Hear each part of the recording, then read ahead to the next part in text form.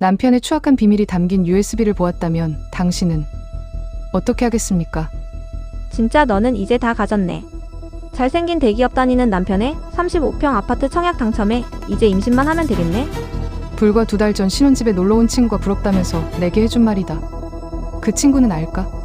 지금 내가 무엇을 보았는지, 다 가졌다고 생각한 지금 무엇을 잃게 생겼는지.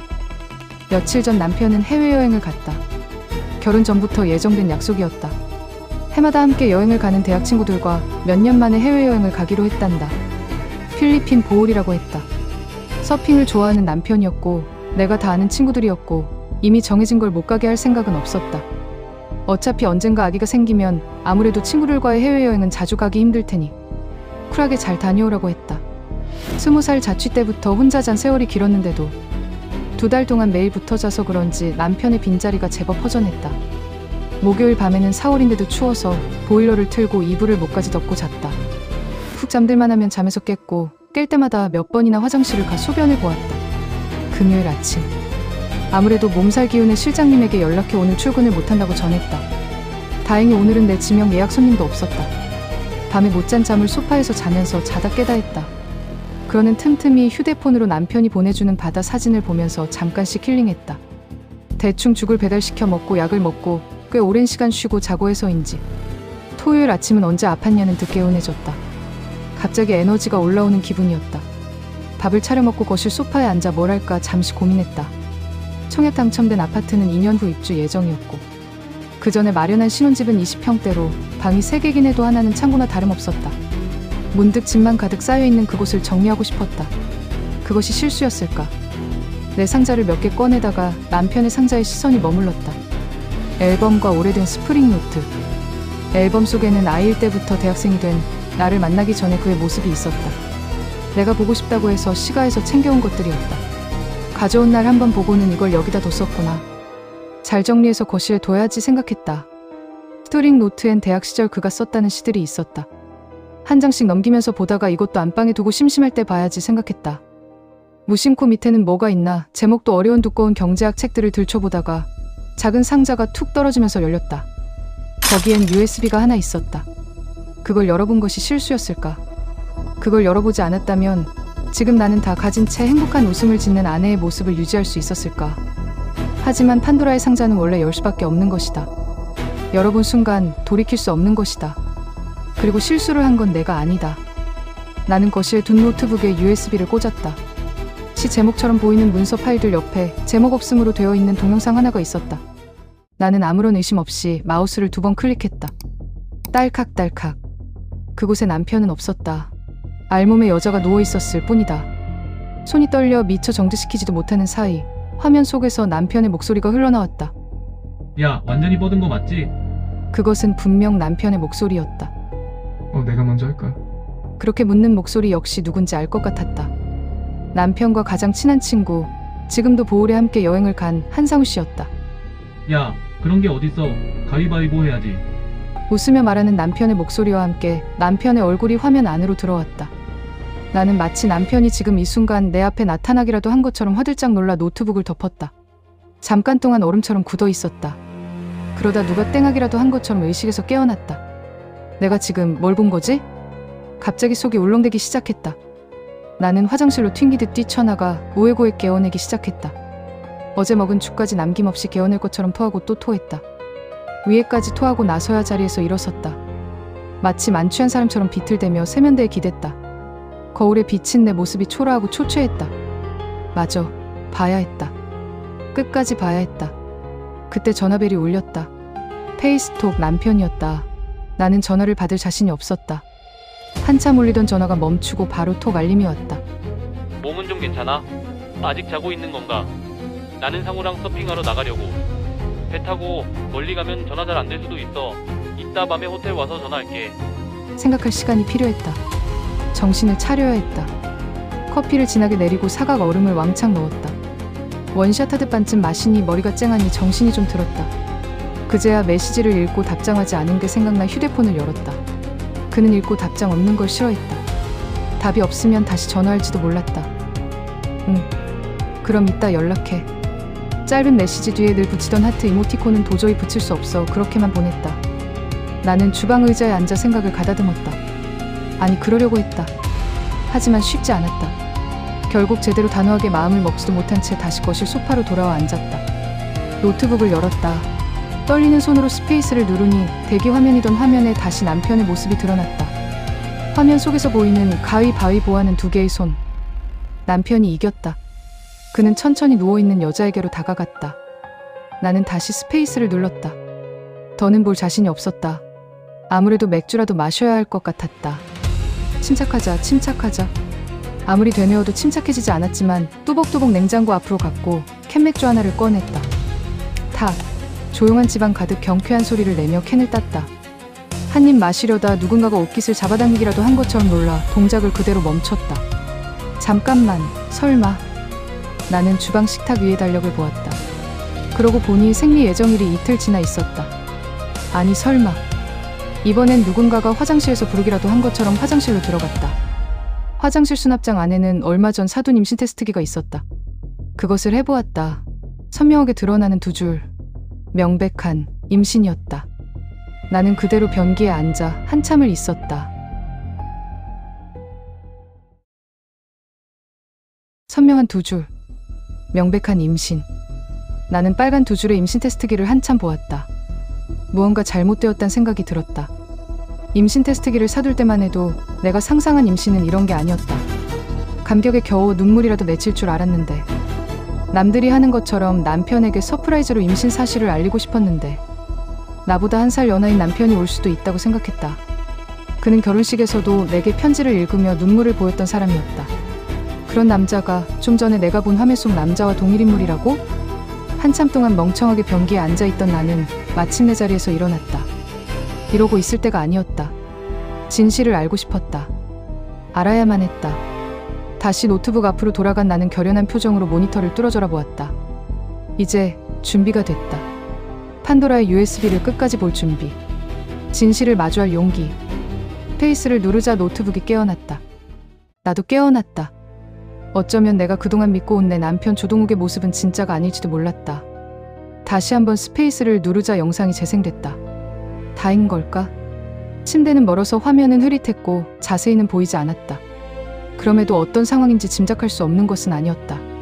잠이 든 건지 술에 취한 건지, 아니 어쩌면 약에 취한 건지 여자는 미동도 없이 누워있는데 남편이 여자의 몸을 만지고 관계를 시도하고 있다는 것을. 야, 뭐해 빨리. 상씨의 목소리였다. 성씨는 남편 쪽으로 갔고 그러면서 카메라를 잘못 건드린 건지 화면은 바닥으로 툭 떨어져 까만 상태를 유지했다. 소리도 제대로 들리지 않은 채 몇 분간 이어지던 영상은 곧 멈췄다. 이 세상이 멈춘 것처럼 나도 그대로 있었다. 애초에 진실을 마주할 용기는 내게 없었다. 머릿속을 정리해보려고 해도 잘 되지 않았다. 그래도 띄엄띄엄 이어지는 생각들을 정리하려고 했다. 남편은 상우씨와 의식을 잃은 한 여자를 추행했다. 한 줄로 정리할 수 있는 이 일. 근데 그 일이 뭐? 아마도 대학 시절 일이고 이미 10년도 더 전의 일일 것이다. 나를 만나기 전 과거의 일. 젊은 날 술 먹고 한 번 한 실수가 아닐까. 지금 그는 얼마나 성실하고 다정한 남자인가. 아니 잠깐만. 지금 그가 그렇다고 어떻게 확신하지? 문득 샵에서 같이 일하는 실장님이 한 말이 생각났다. 필리핀 보홀로 남편이 친구들과 여행을 간다는 얘기에 그녀는 이렇게 말했다. 어머, 부원장님은 진짜 쿨하시다. 나는 못 보내줄 것 같은데. 다 아는 대학 시절 친구들이고 그 중엔 이미 결혼한 친구도 있다고 했더니 그녀는 흘리듯 말했다. 에이, 유부남이든 총각이든 나쁜 짓 할 놈은 다 하더라고요. 이내 아, 부원장님 남편이 그렇단 얘기는 아니고요. 제 전남친이 그랬어요. 라고 덧붙였고 그다지 기분이 나쁘지도 않았다. 내 남편은 서핑을 좋아해서 간 거니까. 그러고 보니 함께 간 넷 중 둘이 결혼을 했고 남편이 얼마 전 결혼을 했는데 상우씨는 혼자 미혼이었다. 아, 그 순간 상우씨의 여자친구 슬리씨 생각이 났다. 이름이 이슬비인 그녀는 이름만큼 얼굴도 예뻤다. 밝고 건강한 에너지가 좋았다. 나보다 5살이나 어렸는데 6년이나 연애한 만큼 상우씨와 30 전에 결혼할 줄 알았다. 우리와 커플 데이트도 곧잘했고 우리보다 먼저 결혼할 줄 알았는데 갑자기 이별했단 소식을 듣게 됐다. 그게 작년의 일이었다. 상우씨와 인스타를 끊으면서 나와의 관계도 끊은 듯하여 DM을 보낸 적이 있었다. 거기에 슬비씨는 뭐라고 답했던가. DM 창을 열어 메시지를 검색했다. 진짜 행복 어쩌고 했던 것 같은데. 행복이라는 단어로 검색했더니 작년에 주고받은 메시지가 남아있었다. 슬비 씨, 성 씨랑 헤어졌다는 얘기 들었어요. 남녀 관계는 알 수 없는 거지만 그래도 슬비 씨를 이제 못 보니 좀 아쉽네. 연락하고 지내면 좋을 텐데. 나중에 샵에 놀러 와요. 내가 또 머리 예쁘게 해줄게요. 나도 언니 동욱 오빠랑 결혼한다는 소식 듣고 연락할까 말까 고민했었어요. 언니, 행복하죠? 그럼요, 행복하죠. 결혼식엔 차마 오라고는 못하겠네. 언니가 행복하면 됐어요. 행복할 수 있을 때 행복해야죠. 나는 상우 오빠도 동욱 오빠도 더는 보고 싶지 않아요. 그럼 쭉 행복하세요. 그래요, 슬비 씨도 행복하게 잘 지내요. 그때는 그저 막연히 슬비 씨는 결혼을 원했고 상우 씨가 원치 않아 이별이 왔으리라 짐작했다. 그래서 나와 동욱 씨의 결혼을 축하하지 않는 듯한 뉘앙스가 느껴졌다고.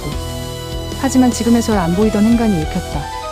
동욱 오빠랑 결혼한다는 소식 듣고 연락할까 말까 고민했었다고. 언니가 행복하면 됐다고. 행복할 수 있을 때 행복해야죠? 나는 상우 오빠도 동욱 오빠도 더는 보고 싶지 않아요. 상우 오빠도 동욱 오빠도. 라고? 둘이 절친이라는 이유 말고 다른 게 무언가 있는 걸까? 그녀는 뭔가를 알고 있는 걸까?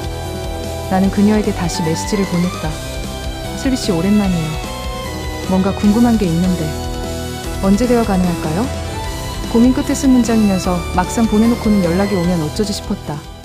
궁금한 게 있다고? 뭐가 궁금한 건데? 어떻게 물을 건데? 스스로에게 답이 없는 질문을 하는 동안 정작 그녀는 메시지를 읽지 않는 듯 했다. 며칠 동안 답이 없는 사이 남편의 귀국날이 다가왔다. 일에 집중을 하는 동안은 잠깐이라도 잊을 수 있었다.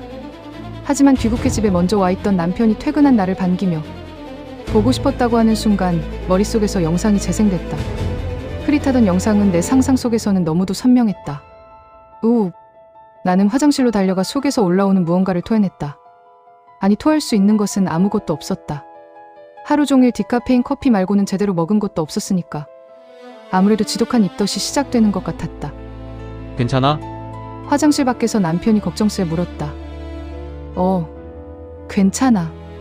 대충 손을 씻고 수습하며 나오는데 남편이 걱정스러운 눈빛과 어울리지 않는 밝은 미소로 나를 보고 있었다. 나한테 뭐 할 말 없어. 덜컥. 뭘 알고 하는 소리일까? 하지만 남편은 웃고 있었다. 도대체 언제 말하려는 건데?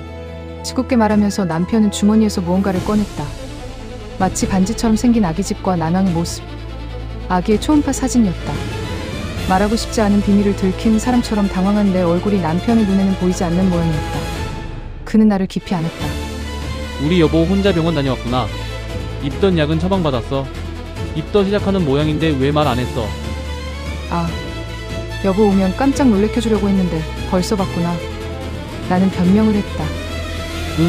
서랍에 가족관계 증명서 떼놓은 거 있는 것 같아서 찾다가 자기가 말할 때까지 기다리고 싶었는데 입이 근질거려서 참을 수가 있어야지. 진짜 고마워 여보. 남편은 다시 나를 안으려 했지만 나는 자연스레 안방으로 자리를 피했다. 미안해 여보. 진짜 입덧인가 봐. 나 좀 쉴게. 그래 여보 누워있어. 내가 먹을 것 좀 준비할게. 자기 속 안 좋으면 과일 샐러드 같은 거나 해주가. 그래 주면 고맙고. 나는 남편을 피해 안방 침대에 누웠다. 입덧이 사라진 듯 잠깐의 평화가 찾아왔다. 잘 숨긴다고 일부러 병원을 다녀온 후 받은 임산부 수첩과 초음파 사진을 들숨 서랍장에 둔 건데. 하긴 남편의 USB도 내가 찾지 못할 곳이라고 생각해서 오래된 짐들 안에 둔 걸지도 모르지. USB는 혹시 몰라 복사해둔 후 제자리에 두었다. 그래, 어쩌면 임신 사실을 들키는 것이 내가 USB를 보았다는 것을 들키는 것보다 나을지도 모른다. 아직은 남편과 진실에 대해 얘기할 자신이 없었다. 모른 척 지나갈까? 그럼 아기와 함께 단란한 가정을 이룰 수 있을까? 남편이 얼마나 다정한 사람인데. 멈칫 고민하던 그 밤. 인스타그램 메시지가 도착했다. 상우 씨의 전 여친 슬비 씨였다. 그날 밤 잠든 남편의 얼굴을 보았다. 언젠가 이렇게 잠든 그의 얼굴을 본 적이 있다. 가만히 볼을 쓰다듬어 주었다. 잠결에 그는 그런 나를 끌어안았고 그때 나는 너무도 충만한 기분을 느꼈었다. 이게 행복이지. 편안하고 따뜻한 그의 품과 그와 함께하는 삶. 꽉 채워진 그 느낌을 이제 다시는 느낄 수 없을 것이다. 나는 잠든 남편을 두고 안방을 나왔다. 홀로 주방에 앉아 휴대폰을 들여다보았다. 인스타 DM 창을 열었다. 슬비 씨 오랜만이에요. 뭔가 궁금한 게 있는데 언제 대화 가능할까요? 내 물음에 그녀는 이렇게 대답했다. 오랜만이에요. 언니, 만나서 얘기하는 게 좋을 것 같아요. 언제 만날까요? 나는 차마 아무런 답장도 못한 채였다.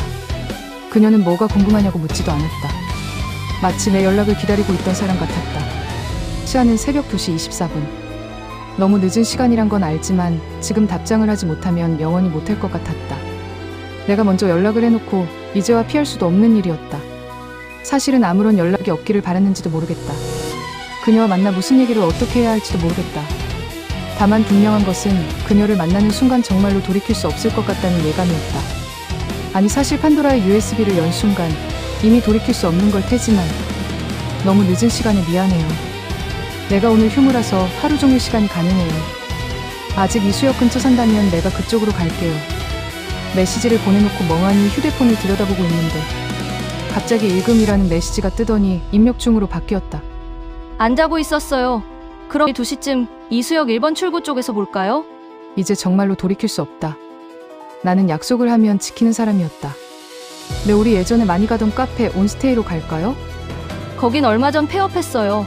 언니 차 끌고 오실 거면 주차장 있는 유토피아 찍고 오세요. 거기서 기다릴게요. 네, 그럼 내일 봐요. 마지막 메시지에 하트가 찍혔다. 다시 안방으로 돌아온 나는 여전히 곤히 자고 있는 남편의 얼굴을 빤히 보았다. 갑자기 울컥 눈물이라도 나올 것 같았다. 이렇게 평화로운 얼굴의 남자가 의식 없는 여자를 만졌다고? 그 여자는 누구이며 그런 일은 왜 일어났을까? 딱 한 번의 실수였을까? 그가 그렇다고 하면 나는 믿을 수 있을까? 나는 침대에 누워 그에게서 돌아서서 애써 눈을 감았다. 슬비 씨를 만나고 나면 뭔가 마음이 더 잡힐 것 같았다. 그가 정말로 과거에 추악한 잘못을 저지른 사람이라면 깨끗이 헤어질 수 있으리라 생각했다. 하지만 12시간 후 슬비 씨를 만난 나는 그 생각이 얼마나 오산이었는지 알 수 있었다. 나는 스스로에게 너무 오만했다. 거대한 진실 앞에 내 마음은 더 휩쓸릴 수밖에 없는데 뱃속에서 이제 심장이 뛰고 있는 아기를 두고 쉽게 내릴 수 있는 선택이란 아무것도 없었는데 건물 지하에 주차를 하고 유토피아 카페로 들어가니 잘 보이는 곳에 슬비 씨가 앉아 있었다. 아직 9시가 되지 않은 시간이었지만 그녀는 일찍 도착해서 이미 커피를 마시면서 날 기다리고 있었다. 오렌지 주스 한 잔을 주문하고 받아 그녀 앞에 앉았다. 잘 지냈어요? 얼굴이 좋아 보여요. 진심이었다. 슬비 씨는 원래도 예뻤지만 상우 씨와 헤어질 때보다 얼굴빛이 더 환해진 것 같았다. 네, 최근에야 불면증이 사라져서 푹 잤거든요. 물론 언니 연락받고 며칠 잠을 못 잤지만요. 그녀는 미소하며 말했다. 그러고 보니 예전에 밝았던 슬비 씨가 상우 씨와 헤어지기 2달 전부터 어두워졌던 게 기억났다. 궁금한 게 있다면서요. 물어보세요. 다 솔직하게 답할 테니까.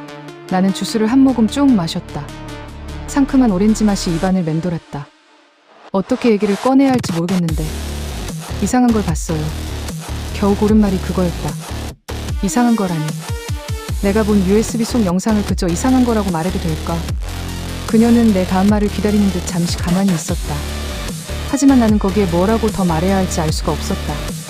잠깐의 침묵 후 그녀가 물었다. 이상한 거 어떤 거요? 나는 머릿속에서 말을 고르고 싶었지만 내가 본 그것을 어떻게 표현해야 할지 몰랐다. 어떻게 말해야 이상하지 않을 수 있지. 그 순간에도 남편이라고 내 남편을 포장하고 싶은 욕망이 내 안에 있었다. 남편이 상우 씨랑. 그러니까 그게 한 여자가 침대에 누워있고 나는 더듬대며 겨우 그렇게 말을 했는데 슬비 씨는 태연하게 커피를 마시고는 말했다. 다행이네요. 제 영상을 본 건 아니어서.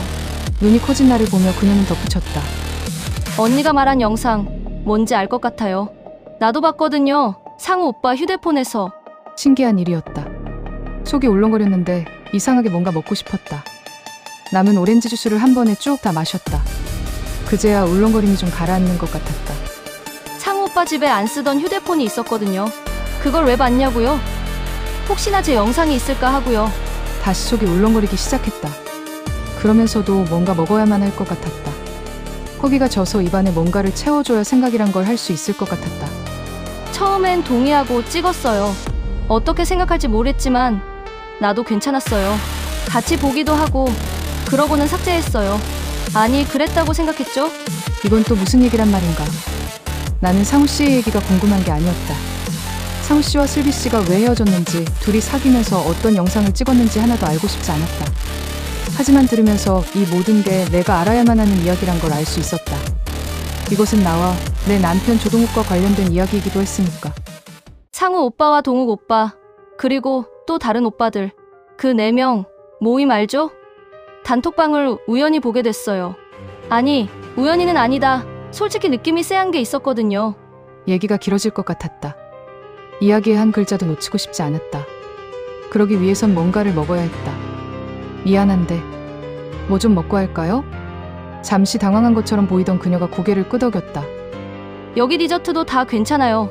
케이크도 맛있고 제가 살게요. 일어서려는 그녀를 만류했다. 아니에요. 제가 사올게요.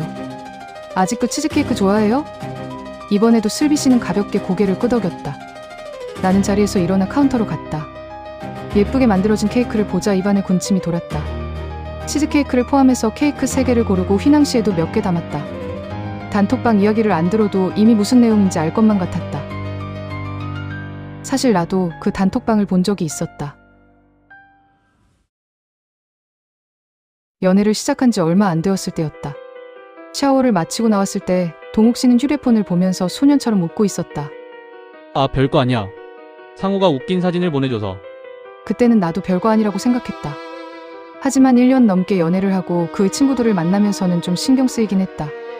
상우 씨를 포함해서 4명이 있는 단톡방은 거의 매일 무슨 대화를 주고받는 것 같았다. 남자들끼리 무슨 그렇게 할 이야기가 많을까 슬쩍 질투가 나기도 했다. 결국 나는 그 단톡방에 대해 직접적으로 물었다.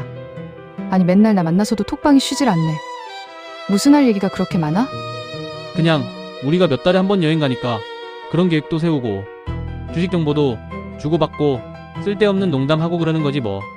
뭐야, 우리 자기 지금 질투하는 거야? 그래, 질투나. 나랑 있을 땐 나한테 집중 좀 해줘. 나의 볼멘 소리를 그는 귀여워하면서 알았다고 하더니 며칠 후 아예 톡방을 먼저 보여주었다. 봐봐. 별거 없지? 나 자기한테 떳떳한 사람이라고. 톡방은 그의 말처럼 경제 얘기가 오가기도 하고 연예인 뉴스를 전하며 시답지 않은 농담을 주고받기도 했다. 이를테면 톱스타 배우의 이혼 얘기를 하며 결혼한 친구에게 상우 씨가 너도 이혼 안 당하게 조심해라라고 하면 결혼한 친구가 나야 늘 조심하고 있지. 그래서 이번 주 모임 나 못 나감. 에바야 해 정도의 이야기였다. 딱히 특별할 것은 없었다.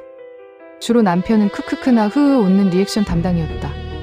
대화는 상우 씨가 주도하고 다른 친구들 역시 리액션을 하는 정도였다. 후룩 위로 올라가면서 대충 웃다가 문득 사진과 동영상엔 무엇이 있나 보았는데 아무것도 없었다. 주고받은 사진이나 동영상은 왜 하나도 없어? 그에게 휴대폰을 돌려주면서 물었을 때 그는 전혀 당황하지 않고 대답했다. 아, 용량 때문에 나는 바로바로 삭제하거든. 그것은 이미 준비된 답변이었을까? 그러고 보면 대화 사이사이 뭔가 어색한 기운이 있기도 했다. 단톡방이니 그럴 수 있다고 생각했다. 주고받은 사진과 동영상은 어떤 것이었을까? 띄엄띄엄 삭제된 대화가 분명 있었을 거란 생각이 든다. 이제야 그러한 의심이 든다. 아니, 거짓말이다. 실은 그 당시에도 느낌이 좀 안 좋긴 했다. 하지만 애써 모른 척했다. 그저 내 인생에 찾아온 행복 앞에 불안함이 드는 것뿐이라고 무시했다. 동욱 씨는 훤칠한 외모의 명문대를 나와 대기업에 입사해 다니고 있는 건실한 청년이었다. 그에 비해 나는 고등학교 졸업 후 미용 기술을 배운 후 쭉 헤어 디자이너 일을 해오고 있었다. 그가 손님으로 샵에 오지 않았다면 우리가 만나게 될 일은 없었을 것이다. 물론 나도 10년 넘게 이 일을 하면서 능력을 인정받고 부원장으로 제법 돈도 잘 벌고 있는 상황이긴 했다. 돈을 조금만 더 모아 헤어샵을 오픈할 계획도 있었다. 그렇다고는 해도 객관적으로 본다면 그에 비해 내 스펙이 좀 기울긴 했다. 처음엔 명문대도 대기업도 다 거짓말인가 싶을 정도였으니까. 어디 그뿐인가. 그의 부모님 역시 좋은 사람들 같았다. 두 사람이 좋다면 우리야 다 좋아요. 아버님은 인자한 얼굴로 그렇게 말해주셨다. 예쁜 손주 하나 본다면 소원이 없겠지만 그것도 둘이 결정할 일이죠. 동우가 네가 잘해야 해. 알지? 어머님 역시 따뜻하게 나를 며느리로 받아들여 주셨다. 결혼 반대 같은 건 드라마에나 있는 일이구나. 교양 있는 어른이란 이렇게 아들의 사랑을 전적으로 응원해 주시는구나 싶었다. 하지만 그 모든 것이 사랑에 눈먼 내가 잘못 본 것이었을까? 아니 내가 눈먼 것이 단지 사랑뿐이었다고 말할 수 있을까? 언니가 본 그 영상 상우 오빠 휴대폰에서 봤어요. 헤어지기 2달 전에요. 허겁지겁 케이크 하나를 다 먹은 나를 기다려주던 슬비 씨가 그렇게 말을 꺼냈다. 헤어지기 2달 전에 봤다고? 그렇다면 동우 오빠가 보내줬더라고요. 까먹고 살았는데 집에서 USB를 찾았다면서요. 아, 내가 본 USB를 말하는 것이 분명했다. 사실 상우 오빠가 단톡방에 내 사진을 종종 보냈단 걸 안 지 얼마 안 됐을 때였어요. 그걸 알고 헤어지려고 했는데 나도 참 바보 같죠. 헤어지기엔 6년 만날 시간이 너무 아깝더라고요. 슬비 씨는 스스로를 합리화했다고 한다. 상우 씨가 보낸 사진은 자신이 수영복 입은 사진과 잠들어 있는 사진 정도였다. 어차피 수영복 사진은 본인의 인스타에도 올리는 사진이고 입 벌리고 자는 모습을 찍어보내면서 자는 것도 섹시하고 귀여운 내 여친이라고 표현했다고. 이 정도는 이해할 수 있지 않나 생각했다고 한다. 물론 수영복 사진은 어쩐지 야한 영상의 주인공처럼 보였고 자는 사진은 상의를 입지 않은 채 찍힌 것이었다. 무엇보다 동의하지 않은 사진을 찍고 공유한 것이 불쾌했고 또한 불안했다. 슬비 씨는 상우 씨와 관계하는 영상도 찍은 적이 있었으니까. 하지만 영상은 절대 보낸 적 없다는 상우 씨의 말을 믿었다. 아니, 믿어야만 했다. 그래, 이 정도는 친한 친구끼리 장난으로 보낼 수 있는 거잖아? 스스로에게 주문을 걸듯 말하며 마음을 다잡았다고 했다. 진짜 바보였죠. 단톡방에서 내 모습을 보면서 낄낄대는 걸 내 눈으로 확인해놓고 나 말고도 야한 사진들 주고받으면서 성적인 농담을 주고받는 걸 뻔히 봐놓고도 쉽게 헤어지지 못하겠더라고요. 슬비 씨는 잠시 말을 멈추고 얼마 남지 않은 커피를 쪼르르 마셨다. 그래, 누구에게든 이별은 힘든 법이지. 그 넷 중 제일 활발하게 톡방에서 떠들던 게 누군지 알아요? 상우 오빠랑 동욱 오빠였어요. 나는 머리를 한 대 맞은 것 같았다. 분명 내가 본 동욱 씨의 휴대폰에서 그는 리액션만 보이고 있었는데 역시나 삭제된 말들이 많은 것일까. 둘은 경쟁하듯 야한 사진을 올리고 여자의 몸에 대해 품평했어요. 그건 옛날 휴대폰에 고스란히 기록이 남아있어요. 다른 오빠들이 결혼하고 한 오빠가 딸을 낳고 이제 이런 것 좀 그만 올리라고 한 이후에야 멈췄죠. 내 남편과 상우 씨가 그런 사람이라고? 믿을 수도 안 믿을 수도 없었다. 슬비 씨는 상우 씨의 옛날 휴대폰을 며칠 동안 보고 또 봤다고 했다. 다 보고도 쉽사리 이별을 결정할 수 없었는데 바로 그 영상 때문에 결정하기가 쉬워졌다고 했다. 내가 본 판도라의 USB 속 바로 그 영상 말이다. 아니, 두 사람은 멈춘 게 아니라 둘만 그런 얘기를 주고받았던 거예요. 그러다 보게 된 거예요. 기억나냐며 동우 오빠가 보내준 영상. 그거 알아요? 그거 이미 판결까지 받은 사건인 거? 이건 또 무슨 소린가? 그렇다면 피해자가 고소를 하고 경찰서에서 조사까지 했다는 것인가? 대법원 홈페이지에서 사건 번호 검색하면 판결문도 볼 수 있어요. 2014-2570. 그걸 읽은 순간 다시는 상우 오빠를 보고 싶지 않더라고요. 수용일관 담담하게 말하던 슬비 씨였지만 그 말을 끝으로 컵을 드는 손은 사정없이 떨렸다. 그녀는 애써 아무렇지 않은 척 컵을 다시 내려놓았다. 판결이 난 사건이라면 그럼 두 사람은 조사를 받고 차마 성범죄자라는 말도 교도소라는 말도 나오지 않았다. 설마 형을 살고 나온 것일까? 잘난 두 사람의 부모님들이 변호사를 6명이나 썼어요. 피해자의 기억과 진술이 일관되지 않고 정확하지도 않다고, 증거도 없다고 집행유예로 결론 내렸어요. 찌르르. 어디가 아픈 건지 모르게 아파왔다. 위가 쪼이듯이 아픈 것도 같고 아랫배가 쇠꼬챙이에 찔린 것처럼 아픈 것도 같았다. 영상 속 의식 없던 여자의 얼굴이 생생하게 눈앞에 떠올랐다. 갑자기 오장육부가 뒤틀리는 것 같았다. 나는 슬비 씨에게 아무런 말도 못한 채 화장실로 달려갔다. 변기를 부여잡고 외글대며 마구 채워넣은 케이크와 주스를 토해냈다. 시큼한 냄새가 주변을 떠돌았다. 내 남편이 성범죄자라고. 부모님도 그 사건에 대해 잘 알고 있다고. 상우 씨와 그 단톡방 친구들도 다 아는 일이라고. 그들은 모두 괜찮은 걸까? 정말 이 일이 아무렇지 않게 덮어놓고 지낼 수 있는 과거의 문제인 걸까? 나는 괜찮을 수 있을까? 세면대에서 입을 헹구고 뚜벅뚜벅 화장실을 나섰다. 나는 괜찮지 않았다. 절대로 덮어놓고 지나갈 수도 없었다. 남편과 제대로 마주봐야 했다. 어떤 결과를 맞이할지 알 수는 없지만 이제 부딪혀야 할 때였다.